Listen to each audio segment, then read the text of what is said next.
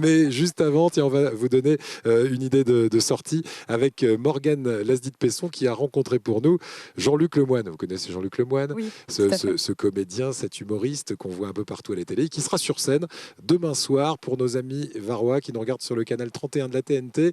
Il sera à Saint-Raphaël. Reportage de Morgane Lasdit-Pesson. Bonsoir tout le monde. Alors comme d'habitude, ou à peu près comme d'habitude, je reviens avec un humoriste. Celui-ci a un charme délicieusement british. Il a un humour pince sans rire qui n'est jamais cruel ni malveillant.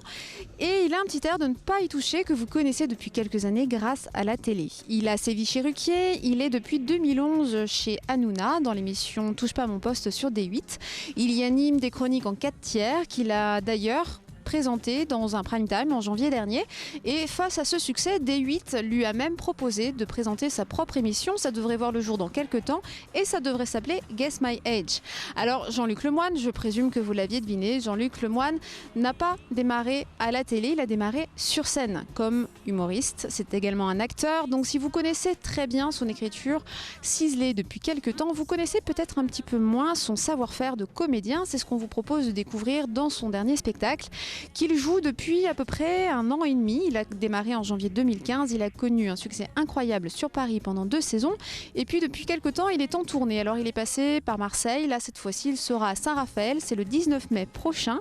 Je vous invite à aller voir très très rapidement s'il vous reste des places. Je vous avoue que j'ai quand même assez peu d'espoir, mais on ne sait jamais, tenter votre chance. Le 19 mai prochain à Saint-Raphaël. Bonjour, c'est Jean-Luc Lemoine, je suis sur Azure TV. Il y a différentes formes, il y a des moments où il y a une forme qui s'apparente au stand-up, d'autres c'est l'animation où je vais chercher les gens, d'autres où je campe des personnages. C'est un personnage qui revient dans tous mes spectacles, qui s'appelle Ken, qui est un psychopathe. Et donc là, il revient et c'est vrai que les gens ne s'attendent pas du tout à ça. Mais en même temps, ça me fait plaisir parce que les gens se disent « Ah, on ne savait pas que vous étiez comédien ». C'est toujours une leçon d'humilité.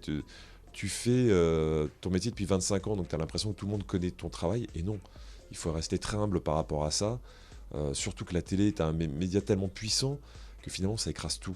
Moi, la plupart des gens m'ont connu en tant que chroniqueur chez Ruquier d'abord. Après, j'ai eu mes propres émissions après dans la bande de Cyril. Et donc, ils pensent que mon métier de base, c'est ça, alors que pas du tout. Grâce à David, tu te mets à penser qu'un slip, c'est cool. Donc tu n'hésites pas, tu en achètes un, et le soir, devant ta femme, tu ressembles à ça. Ay caramba!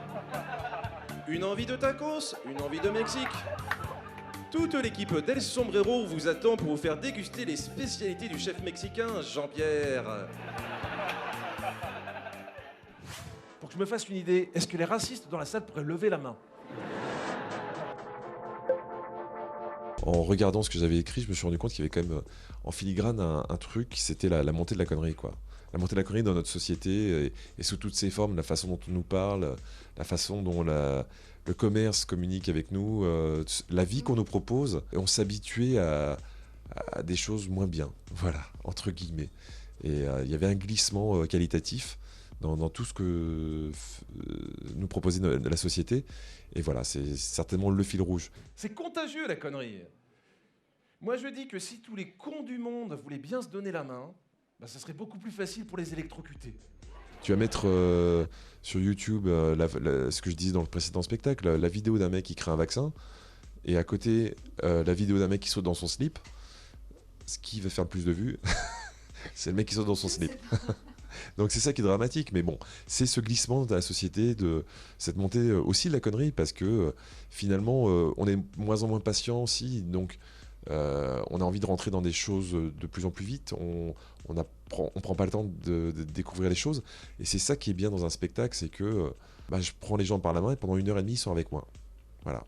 Même si de temps à autre je vois des gens qui peuvent pas s'empêcher, tu sens que d'allumer leur portable juste pour voir si quelqu'un les a appelés pendant, c'est terrible, et on le sera de plus en plus impatient. Jean-Luc Lemoine qui sera donc en spectacle demain soir à partir de 20h30 à Saint-Raphaël. Voilà pour ceux qui vont aller l'applaudir et qui vont passer sans doute un très très bon moment. Vous l'avez déjà vu sur scène ou pas? Jamais. Voilà, Non. mais bon, de ce qu'on connaît de lui à la télé, il est aussi efficace, voire plus sur scène.